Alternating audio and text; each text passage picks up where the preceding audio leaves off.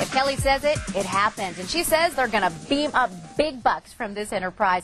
Movie reviewer and turned Trekkie, Kelly Gillespie, here to talk about the star power behind Star Trek. And we have to tell our viewers, growing up, you really didn't see it, know much about it, and you were able to see this, you know, kind of differently than a lot of people that grew up with the generation. Absolutely. I mean, I have a brother, so I was familiar with, of course, William Shatner and Leonard Nimoy and the icons associated with these roles, but not the story very much at all. So that's why I thought this was so great. If you're a fan or if you're going to experience this for the first time, this is the Star Trek for you. It's a chronicle that starts in the early days, so we're taking it way back to Kirk and his fellow USS Enterprise crew members and how they developed. The movie is stunning, you guys. It's smart, it's sprinkled with humor, and I got the chance to sit down with Karl and Zoe Saldana.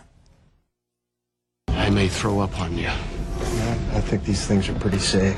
Don't pander to me, kid. One tiny crack in the hull and our blood boils in 13 seconds. When was it real for you, the two of you? When was the moment that you thought, oh my gosh, you know, I'm part of Star Trek? Probably for me it was when I was driving away from the screen test and I had a very good indication that it was going to happen, and then an hour later getting the call, you're in, and for me that was like I just couldn't quite believe it. It took a long time to land. So coming in and playing these characters, I mean, I loved Bones because he played that line so well of the negative and kind of sarcastic, but then had a lot of the same feelings that I had about things and very lovable too. How did you make him your own?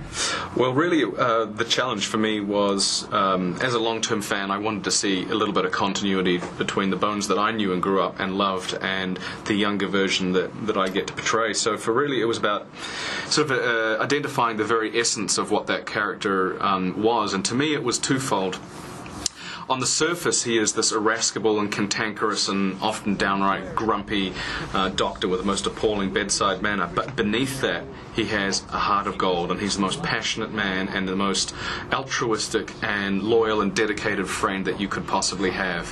And it's just such a gift as an actor when you have a character that does the complete opposite to what he says. Your character was so great, especially for women. I mean, I love that she was strong and she was smart and she negotiated her way into kind of getting what she wanted. And even when Star Trek was first launched, that was true for the character as well, breaking so many different barriers. So being able to embody her, what kind of went through your mind? What I appreciated the most about the series and also about this Star Trek was the fact that it was just normal. It wasn't like, okay, we have to let a woman in because if not, we're facing a lawsuit, or you know. It was she was acknowledged for the same reason as Chekhov was acknowledged as Bones, as Sulu.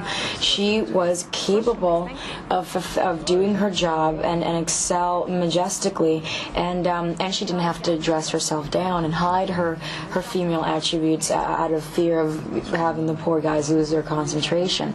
And that gave me so much happiness to be playing a role like that. That wasn't fighting out of rebellion. She was fighting because she was really that good at what she was doing. Renee, the thing that makes this one so neat, whether you're a longtime fan or whether you're just entering and learning about the franchise, is that J.J. Abrams, fantastic director, and he did this really cool thing. And there's kind of like they're doing on the series Lost now, but there's this time travel element to it, and it kind of you don't know what's going to happen. It kind of breaks the paradigm. So whether you're not sitting there and you say, hey, I know that guy, I saw him in episode 96, so I know he lives. No, you're not really sure because of how it's shifting, it can have a totally different outcome. So it keeps everyone guessing what's going to happen next. He takes such creative liberties. Absolutely. Wow. So it's out today. I know a lot of folks went to midnight showings last night. Yes.